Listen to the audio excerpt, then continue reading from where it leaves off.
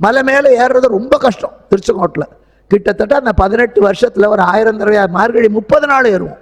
காலையில் 4 மணிக்கு ஏறுனா 7 மணிக்கு வந்துட்டு ஸ்கூலுக்கு போவோம். அந்த பாக்கியம்தான் முருகனுடைய பற்றி பேச பாக்கியமே கிடைச்சது. மலை ஏறுறோம். திருச்செங்கோட்டு மலை ஏறுறதே கஷ்டம், மூச்சு வாங்கும். மேலே ஏறுறா குடிக்க தண்ணி கூட கிடைக்காது.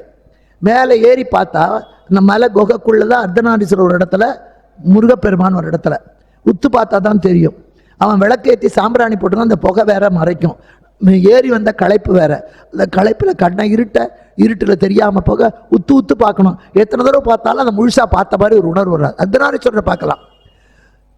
செங்கோட்டு வேலவனை இப்போ லைட், அப்போ எப்பெல்லாம் கர்ப்ப கிரகத்துக்குள்ள எலக்ட்ரிக் லைட் போட மாட்டாங்க. கேரளாவில் இன்னைக்கு எந்த கோவில்லையும், அது திருவனந்தபுரம் ஆனாலும் சரி, திருவள்ளா ஆனாலும் சரி, கோவிலுக்குள்ள கருவறைக்குள்ள எலக்ட்ரிக் லைட் கிடையாது. தீபாராதனை ஒளியில தான் நம்ம சாமியை பார்க்கணும். இந்த அகல் விளக்கு தான் ஏற்றி வச்சிருக்கோம். அப்போதான் உத்து உத்து பார்ப்போம். எலக்ட்ரிக் லைட் போட்டால் இங்கேருந்தே பார்த்துட்டு போயிடுறோம், சாமிகிட்டே போகிறதில்ல. அப்போ அதனால் அது உள்ள விளக்கு வெளிச்சமும் இருக்காது, உத்து உத்து பார்க்கணும். அதனால தான் அருணகிரிநாதர் கேட்குறா, இது 2 கண்ணாலும் என்னால் பார்க்கல முடியலடா, 4000 கண்ணு கொடு.